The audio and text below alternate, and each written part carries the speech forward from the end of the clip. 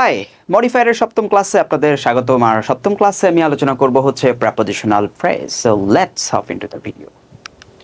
Prepositional phrase কি প্রথমে এটা জানবো, ঠিক আছে? আচ্ছা, দেখেন প্রেপোজিশনাল ফ্রেজ হলো দুই রকমের, একটা হলো পিওর প্রেপোজিশনাল ফ্রেজ, একটা হলো স্ট্রাকচারাল প্রেপোজিশনাল ফ্রেজ। প্রথমে আমি পিওর প্রেপোজিশনাল ফ্রেজ নিয়ে কথা বলবো। কি বলছে দেখেন, যে সকল ফ্রেজের শুরুতে একটা কি থাকে, প্রেপোজিশন থাকে। শুরুতে কি থাকে, একটা প্রেপোজিশন থাকে, এবং শেষেও কি থাকে, একটা প্রেপোজিশন থাকে, তাকে মূলত কি বলা হয়, প্রেপোজিশনাল ফ্রেজ। আর ফ্রেজ কি জানেন তো, আ গ্রুপ অফ ওয়ার্ডস, ঠিক আছে? আচ্ছা, এবার আসেন কিছু উদাহরণ দেখি প্রেপোজিশনাল ফ্রেজের। কি দেওয়া আছে,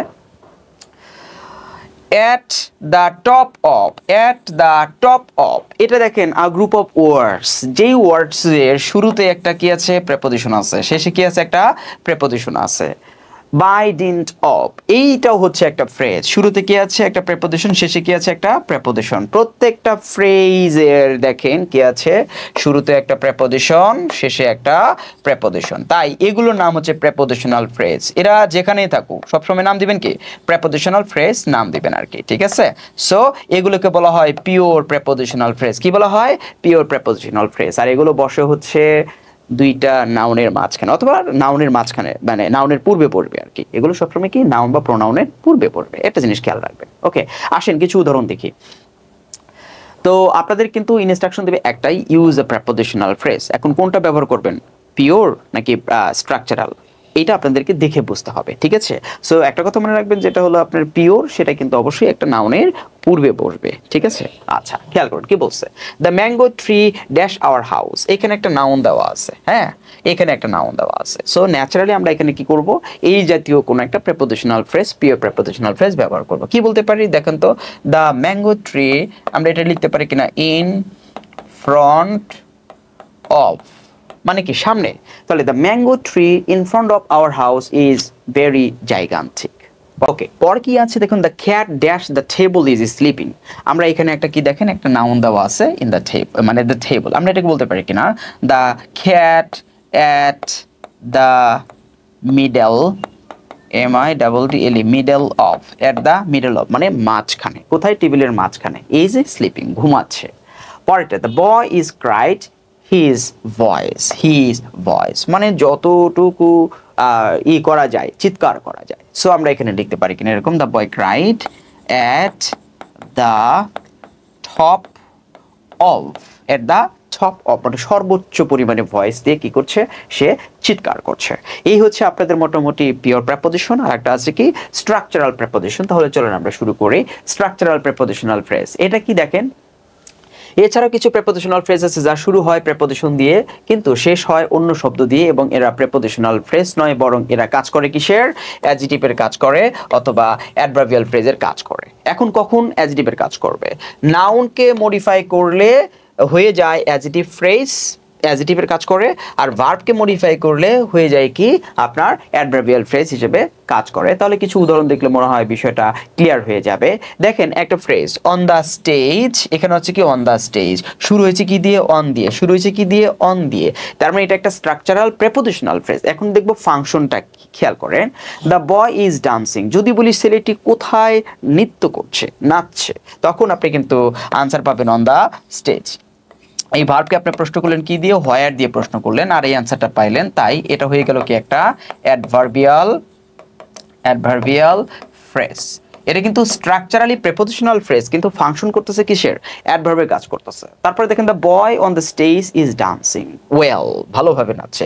যদি বলি কোন ছেলেটি নাচতেছে, ওই যেই ছেলেটি স্টেজের উপরে আছে, এই অংশটুকু মডিফাই করতেছে একটা নাউনকে। আর যদি নাউনকে মডিফাই করে, সেটা কি হয়ে যায়, অ্যাডজেক্টিভ। তার মানে এটা স্ট্রাকচারালি প্রেপোজিশনাল ফ্রেজ, কিন্তু ফাংশনালি কি হয়ে যাচ্ছে, অ্যাডজেক্টিভ ফ্রেজ হয়ে যাচ্ছে। আশা করি আপনারা বুঝতে পেরেছেন। এবার আসেন কিছু প্র্যাকটিস করি আমরা।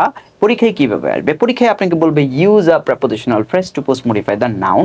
তখন কিন্তু আপনাকে বুঝতে হবে যেই প্রেপোজিশনাল ফ্রেজটা দিচ্ছেন সেটা কি পিওর নাকি আপনার স্ট্রাকচারাল, ঠিক আছে? আচ্ছা, আসেন, the book dash is mine.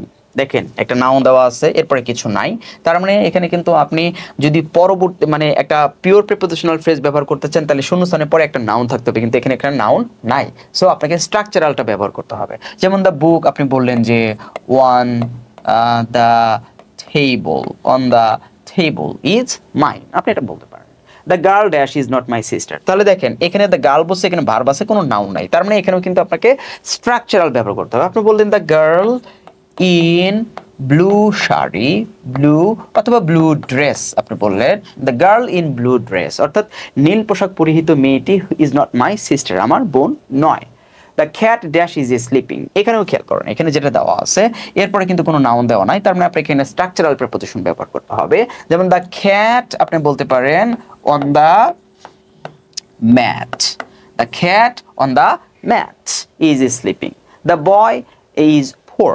Same স্ট্রাকচারগুলো আমরা দেখতে পাচ্ছি, এখানেও স্ট্রাকচারাল প্রিপোজিশন আমরা বলতে পারি কিনা, the boy in shabby dress, shabby dress is very poor বা is poor, the fish dash is very fresh, একই রকমের স্ট্রাকচার। তাহলে আমরা বলতে পারি কিনা the fish in this pond, or you can say in this river, in this river is very fresh, the man dash was clever, কোন মানুষটি আপনি সেটাকে বুঝতে পারেন, the man, হ্যাঁ আপনি বললেন যে beside me, অর্থাৎ আমার পাশের যে লোকটি সেই লোকটি হচ্ছে খুব চালাক ছিল।